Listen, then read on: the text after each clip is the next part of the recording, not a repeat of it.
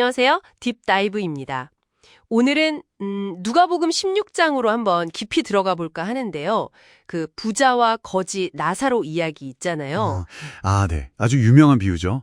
근데 또 제대로 알기는 좀 어려운. 맞아요.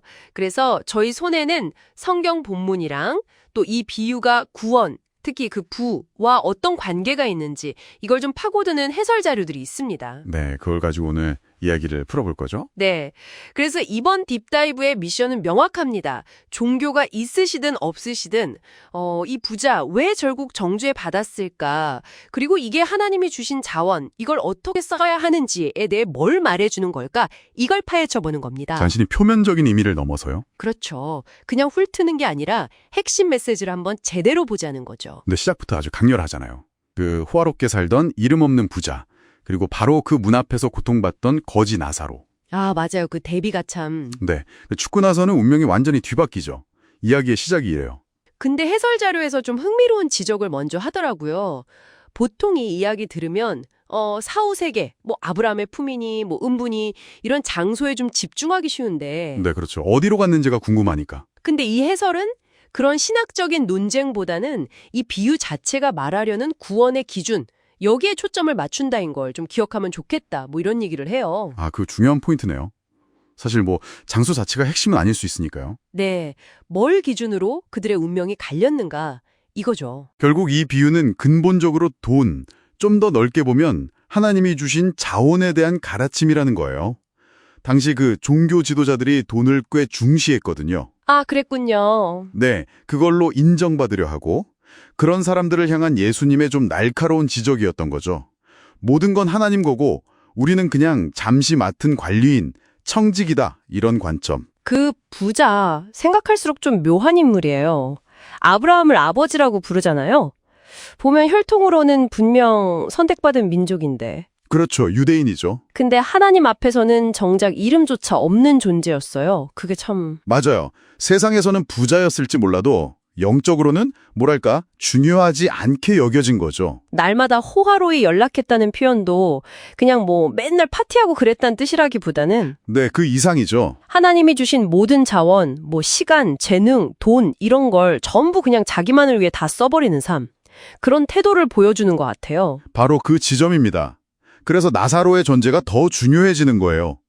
나사로는 그냥 불쌍한 거지가 아니라 그 부자에게 주어진 일종의 기회였던 셈이죠. 기회요? 어떤 기회죠? 하나님이 주신 그 풍요로움 있잖아요. 그걸 가지고 하나님을 위해 쓸 수 있는 기회, 즉 청지기의 역할을 제대로 해볼 기회였던 거죠. 아, 문 앞에 있는 나사로가 바로 그 기회였다. 네, 근데 부자는 자기 삶에만 빠져서 그 기회를 그냥 외면해버린 거예요.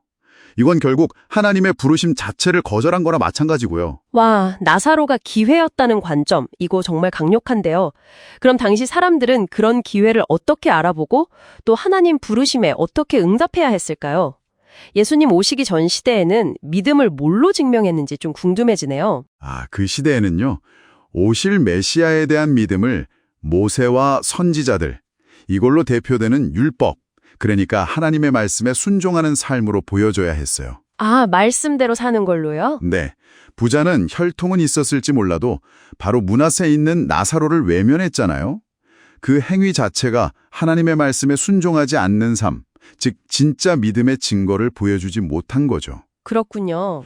그가 자원을 어떻게 사용했는지가 그의 믿음 없음을 그냥 드러내버린 거예요. 아, 그럼 부자의 실패는 그가 부자였다는 사실 자체가 아니라 그렇죠. 주어진 자원을 어떻게 썼느냐, 청지기로서의 삶을 살았느냐, 여기에 달렸다는 거군요. 혈통이나 뭐 사회적 지위가 아니라. 정확합니다. 이번 딥다이브의 핵심이 바로 그거예요. 청지기 의식. 부자는 하나님이 주신 자원을 정말 오로지 자기 자신만을 위해 썼고 하나님의 목적이나 그분이 보내신 기회, 즉 나사로로 대표되는 그 기회를 그냥 외면해버린 거죠. 그게 결정적인 실패 요인이었다. 네, 자원을 이기적으로 사용한 것, 그게 바로 믿음 없는 행동으로 드러난 거고요. 그게 문제였던 겁니다. 이야기 마지막에 보면 부자가 아브라함한테 나사로 좀 다시 보내달라고 막 간청하잖아요. 자기 형제들한테 경고하게. 근데 아브라함이 거절하죠. 그 장면도 참 인상 깊은데 이건 왜 중요할까요? 그 거절, 그거 아주 중요합니다. 이미 주어진 하나님의 말씀, 즉 모세와 선지자들의 권위, 그리고 그것만으로도 충분하다는 걸 강조하는 강력한 메시지예요. 이미 충분하다. 네, 평소에 하나님 말씀에 귀 기울이지 않는다면 설령 죽은 사람이 살아 돌아오는 기적을 본다고 해도 진짜로 마음을 바꾸지는 않을 거라는 거죠. 그런 강력한 경고예요. 이미 필요한 건 다 주어졌으니 그걸 듣고 따르라는 거고요. 와, 오늘 정말 깊은 통찰을 얻어가는 것 같습니다.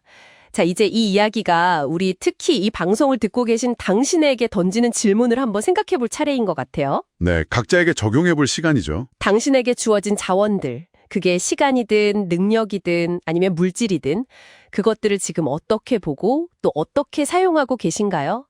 혹시 당신 삶의 문 앞에도 하나님께서 당신의 응답을 기다리시면서 놓아두신 나사로 같은 그런 기회들이 있지는 않은지 한번 돌아볼 필요가 있을 것 같습니다.